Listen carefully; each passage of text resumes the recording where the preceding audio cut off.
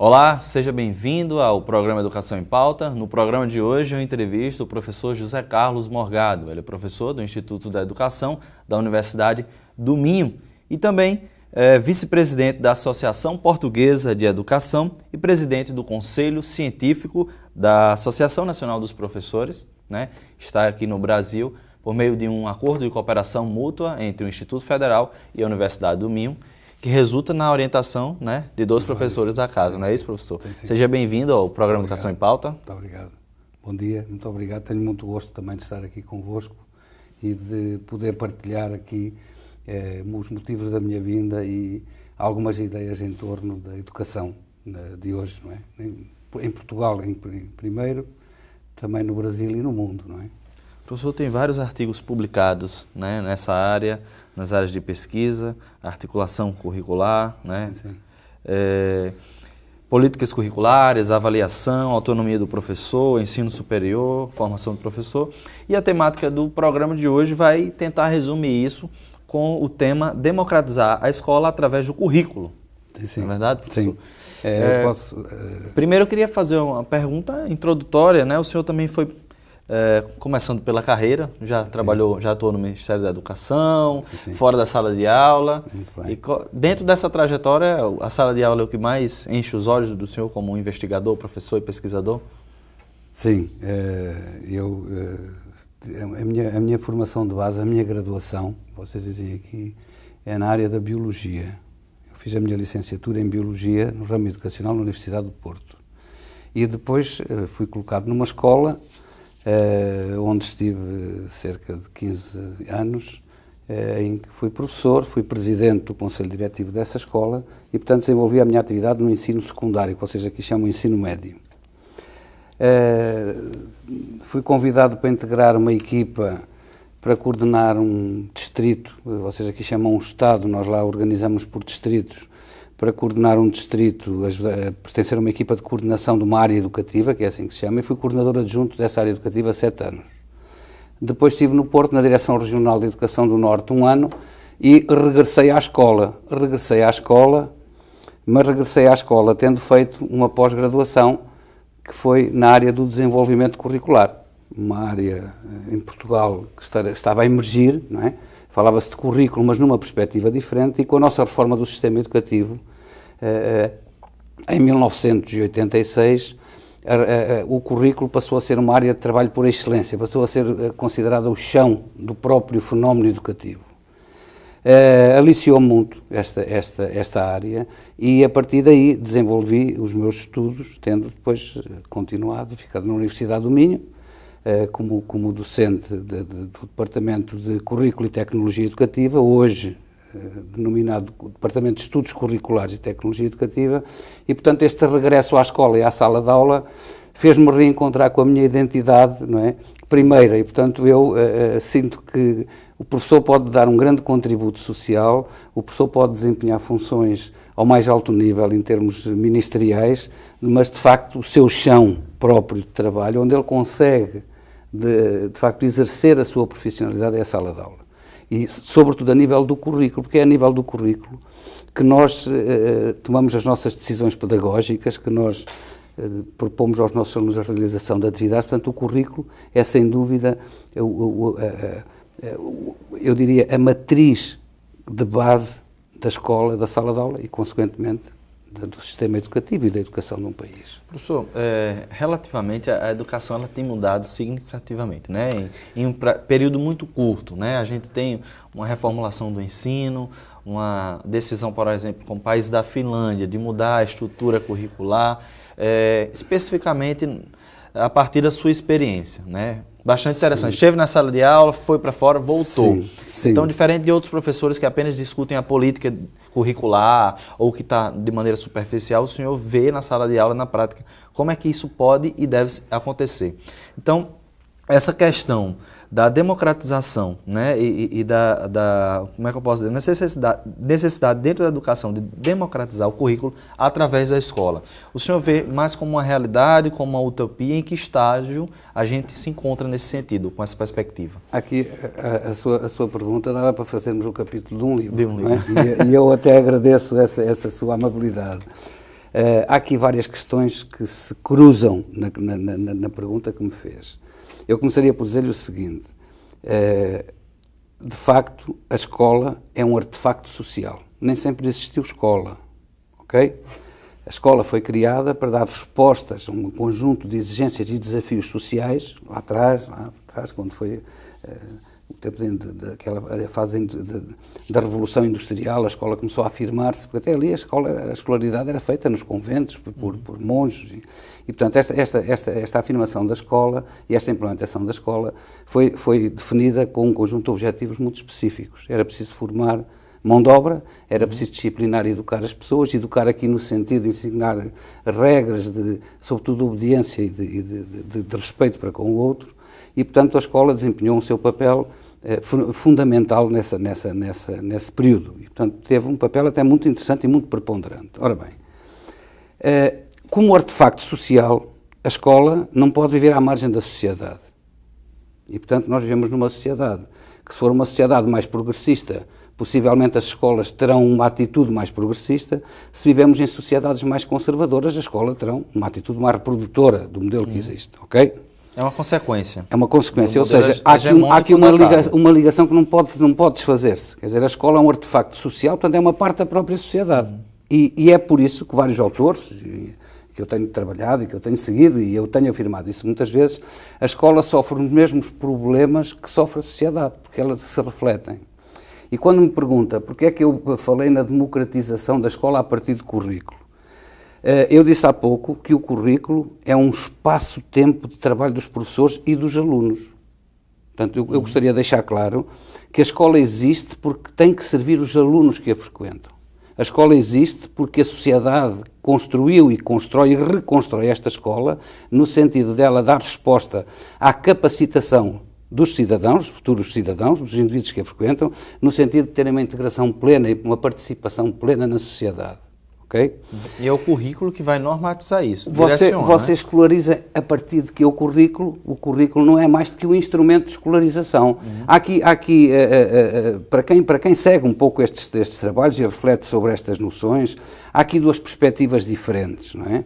Há aqui uma perspectiva alinhada mais pelos países francófonos, que foi aquela que marcou um pouco o nosso paradigma educativo antes do 25 de Abril, portanto, antes da democracia ser instaurada no meu país, e, portanto, nós vivíamos mais numa perspectiva mais francófona.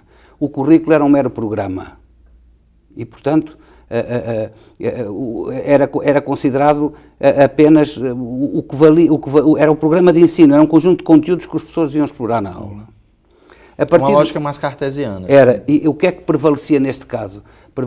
Era a preponderância da didática. A didática era o campo de estudo educativo, ok?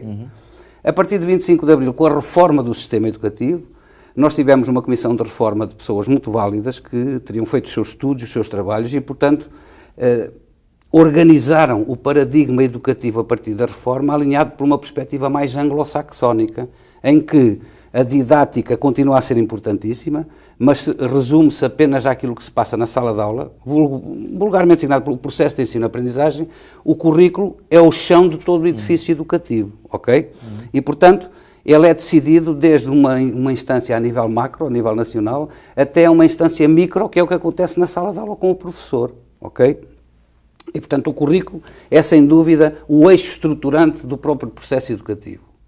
E quando eu digo que é preciso democratizar a escola a partir do currículo, é que eu posso desenvolver o currículo em duas perspectivas muito distintas. Eu posso ter uma visão sobre um currículo que é apenas uma proposta que está perfeitamente pré-definida quando eu entro na sala de aula, e, portanto, é um conjunto de conteúdos que eu vou ter que passar aos alunos, ou eu posso ter uma perspectiva e uma visão de currículo como uma proposta de trabalho que vai depender das condições que eu encontro nessa sala de aula, portanto, uma proposta em aberto. Claro que aqui temos duas visões de ensino completamente diferentes. Uma visão que reproduz e que transmite, uma visão que inclui e pede a participação dos alunos para que eles próprios sejam autoconstrutores do seu conhecimento. Okay? Não seria possível um currículo ou uma atmosfera onde o professor tivesse essa liberdade, ainda que baseado em um currículo? Eu percebo onde me quer levar, sabe? sabe que... O que não deve ser fácil. Eu sei o plano de quebrar, porque vocês neste momento no Brasil e bem estão a ter uma discussão, ou tiveram recentemente uma discussão sobre se devia existir ou não um currículo nacional. O currículo, vamos lá ver, tem que existir um currículo. Isso é porque necessário. o currículo é uma proposta, é um projeto formativo. A ideia que eu prefiro melhor de currículo é, afinal, o que é o currículo? Quando os meus alunos me perguntam, não, o currículo é um projeto formativo. E é um projeto formativo, portanto, é um conjunto de intenções que eu quero concretizar na prática. E, portanto, o currículo funciona aqui como este elo de ligação entre aquilo que eu espero que a educação faça com estes jovens e aquilo que acontece na realidade. Okay? É até uma forma também de entre aspas, fazer com que o professor cumpra necessariamente o que se coloca como papel da escola. Né? Exatamente, mas quando eu estou a definir currículo é precisamente nós percebemos isto. Se eu quero ter uma escola que aposta na formação de pessoas com espírito crítico, com um espírito emancipatório, saber o que querem, porque repare, nós hoje vivemos numa sociedade inundada de informação.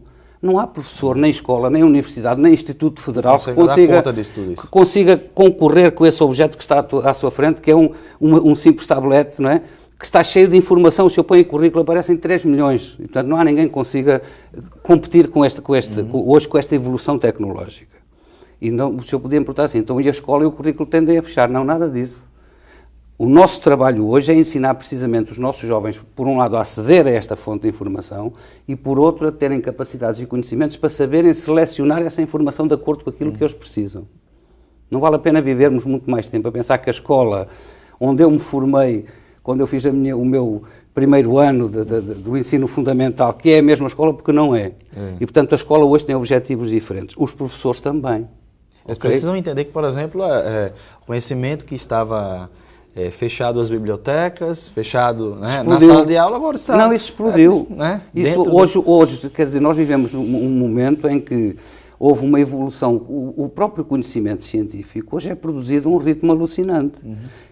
O que é que acompanha esta produção do conceito? As próprias tecnologias de informação e comunicação. Repare que hoje, nós num simples telemóvel, falamos para o outro lado do mundo e a ver a pessoa. Portanto, há aqui uma evolução absolutamente alucinante, não é?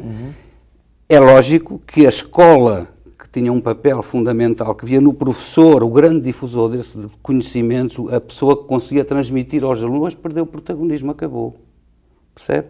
E, portanto, nós temos uma escola que precisa de professores que tenham esta noção e que tenham a noção de que a sociedade muda, o paradigma social hoje é diferente, as relações sociais das pessoas hoje são diferentes, a sociedade hoje é mais complexa, é mais exigente, mas também é mais inteligente. Nós hoje temos uma sociedade muito inteligente.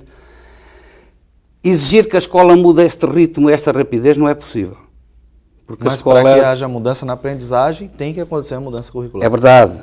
E tem que acontecer a mudança da nossa mentalidade, como professores, como agentes da formação. Um professor é um agente de formação.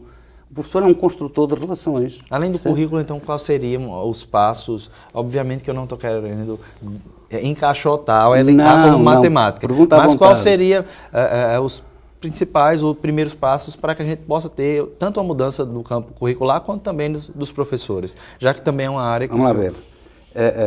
Do campo curricular dos professores. Primeira questão. O que se passa na escola hoje, eu estava a tentar dizer-lhe o seguinte, a escola não consegue mudar ao ritmo da sociedade, mas a escola também é um espaço de memória, ok? E, portanto, a escola tem 3 funções para mim muito claras.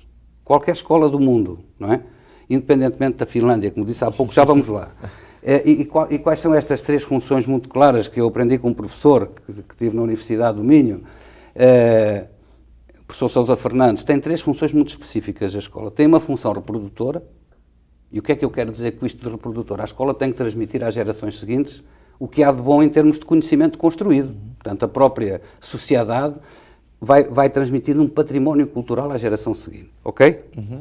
A escola tem uma função compensadora. Porquê? Ou deve ter? Porque se eu vivo em democracia, eu tenho que perceber que numa escola pública eu vou ter a pessoa que tem muitas condições em casa, eu não gosto da palavra rico, mas que tem mais posses, e a pessoa que tem menos posses. Então a escola, para ser um espaço democrático por excelência, tem que compensar quem tem menos, sem prejudicar quem tem mais, ok? Tem ainda uma outra função, que é a função mais nobre, mas também é mais difícil. É aquilo que normalmente se chama pela função transformadora. Isto é, a escola tem que apetrechar o indivíduo para que ele fique munido, não é? de conhecimentos, de atitudes, de procedimentos, de valores que lhe permitam ter uma atitude própria e um pensamento próprio e um pensamento crítico em relação ao que se passa na sociedade. Só assim é que transforma. Deixa de ser só democrático e também passa a ser emancipatório. Também, porque aqui a palavra democrática eu vejo mais no sentido de envolvimento do outro, porque a nossa escola, repare, toda a minha intervenção aqui, vocês compreendem isso, é um pouco com as lentes de Portugal, com as lentes europeias, claro, porque é lá que eu vivo, não é?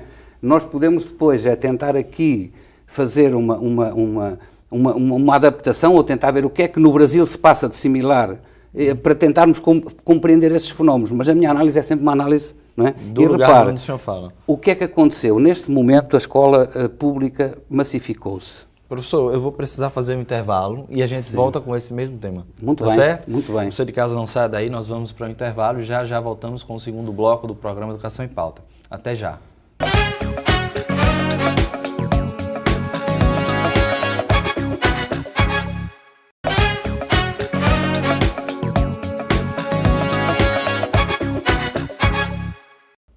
Voltamos no intervalo com o segundo bloco do programa Educação em Pauta. Eu continuo a conversar com o professor José Carlos Morgado, professor associado do Instituto de Educação da Universidade do Minho. Estamos conversando sobre a democratização da escola através do currículo. Professor, o senhor tive que fazer uma pausa na sua resposta, mas o senhor estava falando sobre a massificação da escola com a democratização, né, do país de onde o senhor fala. E aí lhe passo a fala para o senhor continuar. Eu estava a dizer que a escola se massificou porque o país se democratizou, ok? E, portanto, este é o primeiro passo para democratizar a escola e o currículo. Eu já lhe vou esclarecer as duas coisas. Mas o que é que aconteceu? A escola abriu as suas portas, portanto, massificou-se. Hoje toda a gente em Portugal vai à escola, é obrigatório ir. A questão numérica, ela tem um resultado. Claro, a escolaridade, mas não se democratizou. Porquê? Porque a escola ainda continua, na sua prática, a ter várias formas de exclusão. Isto é, impede de entrar os que estão fora. E assim, mas então não está a dizer que toda a gente vai à escola, não. O ir à escola não significa falar a linguagem da escola, nem compreender a escola, nem ter sucesso na escola, ok? Exatamente. E, portanto, há muitos que vão para a escola, mas ficam fora da porta, ok? A escola põe fora os que estão dentro, é outra forma de exclusão, e aí é ver as taxas de evasão escolar que ainda têm números de tal maneira escandalosos que nos deviam envergonhar, não é? E aí acresce ainda o insucesso escolar. Portanto, é uma escola que massificou, mas não democratizou. E agora pergunto assim, mas então o que é possível fazer para inverter esta situação? A escola vive neste momento uma crise de legitimidade e uma crise de identidade. Portanto, isso escola... não só em Portugal, mas... Sim, mas é o que eu há pouco disse, eu estou a olhar para isso com as lentes do meu contexto, mas depois eu venho ao Brasil e vejo, caramba, mas a realidade afinal é irmã da nossa. E, portanto, temos uma crise de identidade porque a escola não consegue que os vários agentes que a frequentam, inclusivamente os alunos, se identifiquem com ela. Por isso é que eles riscam a parede, riscam a carteira, partem, não é? Não sei se acontece em Portugal, mas no Brasil, nas escolas públicas, inclusive, processos de professores serem espancados. Também. Aí teríamos uma outra discussão, que é uma questão da autoridade do professor, mas o Estado também não tem autoridade neste momento. Se vir, o Estado atravessa uma fase de grande declínio, nós não vamos ter tempo de ir aí, mas muito do que se está a passar, e eu agora, a outra crise que eu lhe ia dizer, uma é de identidade, outra é de legitimidade. A crise de legitimidade da escola é sobretudo uma crise política. Não é uma crise científica nem pedagógica, porque você tem os professores muito mais bem formados que tinha há 10 anos e muito mais capazes de ensinar, trabalhar com os seus alunos, ok? Atenção que há aqui um pormenor que eu fazia, o que é ensinar? Ensinar, quando eu digo, o professor está capaz de ensinar, não é transmitir. O verdadeiro profissional que ensina porque ele cria espaço para que o outro aprenda. É diferente do que eu estou a dizer. A diferença entre o educador e o professor também, né? Sim, mas eu ensino se eu criar condições para que o outro aprenda. E, por vezes, a grande dificuldade do professor é que eu estou na frente de um aluno que não quer aprender. Como é que eu vou fazer agora transformar esta pessoa num aprendente, ok? Só para percebermos que, de facto, esta crise que vive hoje a escola é uma crise essencialmente política. Nós tentamos arranjar escapatórias. Tentamos dizer, não, os alunos agora já não são como eram no meu tempo. Não, eles agora são melhores que nós. Hoje um jovem, uma criança e um jovem... Ele tem uma bagagem cultural uma bagagem que é completamente diferente daquela que eu tinha nessa idade. E, portanto, hoje dizemos assim, os jovens hoje são mal educados. Tenho que contrariar esta afirmação. Tenho lidado com alunos excepcionais. Eu nunca tive um problema de má educação. a dizer, mas o senhor trabalha a um nível superior. Está bem, mas a um nível estive no liceu, nos antigos liceus, estive na escola secundária, eu nunca tive problemas com alunos. E, portanto, a crise de legitimidade da escola não é dos alunos. Também não é dos professores, porque os professores, o senhor está-me acabado de dizer, que até são agredidos na escola, estão indefesos. A crise também não é de excesso de colegialidade, até porque mudaram-nos o modelo de eleição. Antes toda a gente votava para o diretor da escola. Hoje é um colégio de pessoas que decidem. E, portanto, também não é a crise de legitimidade também não é por um excesso de colegialidade. A crise é única e simplesmente política. Porque nós estamos na presença de um Estado que tem um tipo de retórica, um discurso, mas tem outro tipo de prática. Descentraliza, recentralizando. E como é que ele faz isso? Precisamente porque ele tenta controlar aquilo que se passa a nível do currículo. Sendo um currículo um espaço propício para a construção de conhecimento, o Estado tenta impor o que fazer, como fazer e para que fazer, ok? E, portanto, nós vivemos hoje uma situação muito difícil, porque eu só consigo ter um currículo verdadeiramente democrático se eu estiver numa sociedade verdadeiramente democrática. Eu comecei por dizer, quando começámos a falar, que a escola acaba por ter o reflexo do que se passa na sociedade. E não consegue, muitas vezes, contrariar essa tendência. Percebe? E, portanto, o que é preciso fazer para mudar? Olha, há um filósofo português, os meus alunos, se vierem a ouvir esta entrevista, eles vão se lembrar, o professor sempre disse isto nas nossas aulas, que foi um bocado maltratado em Portugal e veio para o Brasil, sabe? Estou a falar do professor Agostinho da Silva, que foi uma referência e é uma referência para mim. E o professor Agostinho da Silva dizia que se nós estivermos à espera de uma grande revolução para mudar o mundo, nós vamos viver a vida e morrer sempre à espera, porque ele nunca vai mudar. Não é?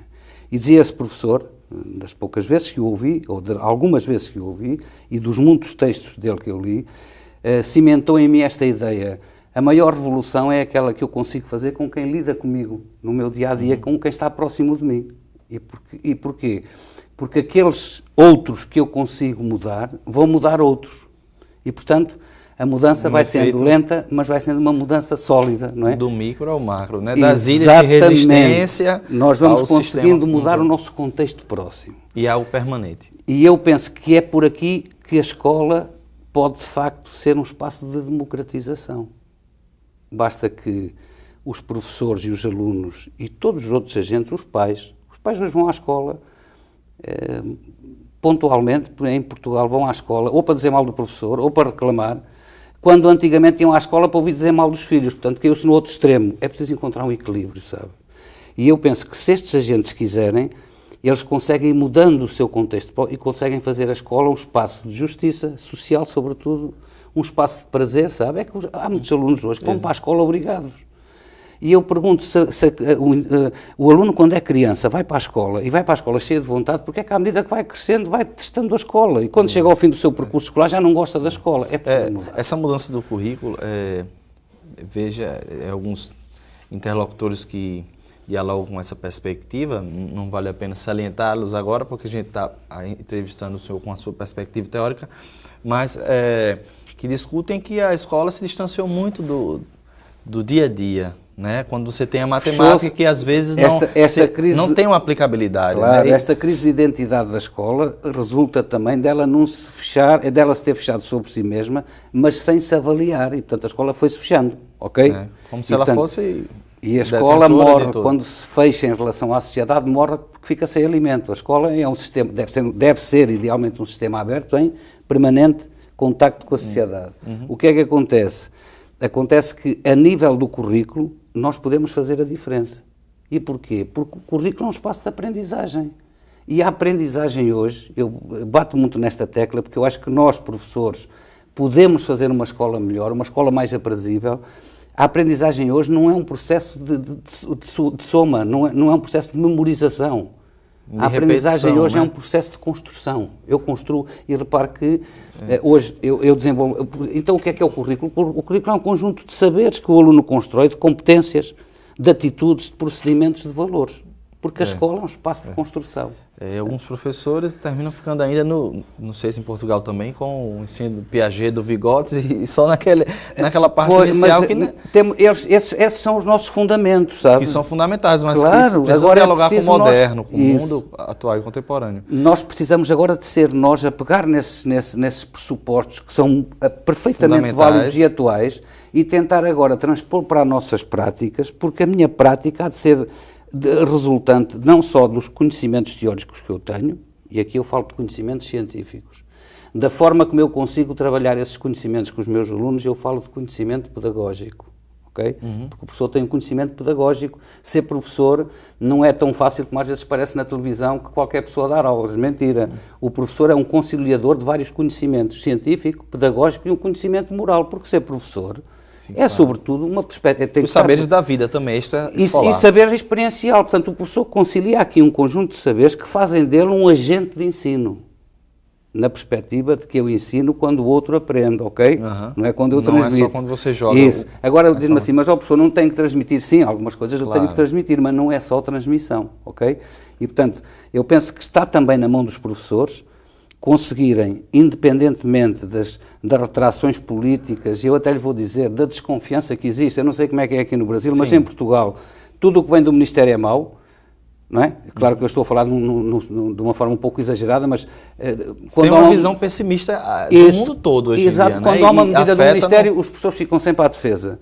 Os professores fazem maravilhas, até o Ministério reconhecer que de facto são maravilhas, demora muito tempo, ou seja, há aqui uma relação de desconfiança que é preciso quebrar, porque ser Ministério da Educação, ou ser escola, ou ser professor, estamos todos no mesmo empreendimento. Professor, a gente está terminando o nosso programa, só temos mais um minuto, né? E para fechar o tema de hoje, é uma pergunta até muito substancial para fechar em um minuto, mas eu queria só que o senhor pudesse comentar essa questão da parte da sua investigação, livros publicados, palestras, quando o senhor fala de estruturas intermediárias, como também interessantes para essa ideia Nós em Portugal temos o que chamamos os órgãos de gestão intermédia, ok? E então há a direção da escola, mas aquele que está no terreno em contacto com professores e alunos e pais e com a comunidade são os órgãos de gestão intermédia, onde eu incluo aqui o diretor de turma, não sei se é assim que se chama aqui no Brasil, sinceramente confesso a minha ignorância, onde se engloba o diretor de departamento, onde se engloba o diretor o delegado ou o diretor de um determinado grupo disciplinar. Portanto, são as estruturas intermédias que conciliam aquilo que lhe vem de cima, eles têm um currículo oficial que têm que cumprir, e aquilo que vem de baixo é apanhar as componentes curriculares regionais e locais pedagógico, as reuniões pedagógicas também. E aí conciliar estes conhecimentos que eu lhe disse, um conhecimento científico, um conhecimento pedagógico, o experiencial e o moral. Ok, professor, muito obrigado pela entrevista de hoje. Tive muito gosto também, foi um prazer estar aqui convosco e agradeço muito. Prazer em recebê-lo e a gente puder dialogar um pouco sobre essa realidade portuguesa e também a sua área de estudo e pesquisa. Muito obrigado. Você de casa, muito obrigado pela audiência. A gente se vê na próxima semana com mais um programa Educação em Pauta, às 10 horas da manhã na TV Câmara, com reapresentação aos domingos no mesmo horário. Você pode seguir também as nossas redes sociais, fanpage no Facebook e também no Twitter com Educação em Pauta. Basta pesquisar e seguirmos. Muito obrigado pela sua audiência. A gente se vê na próxima semana. Até lá.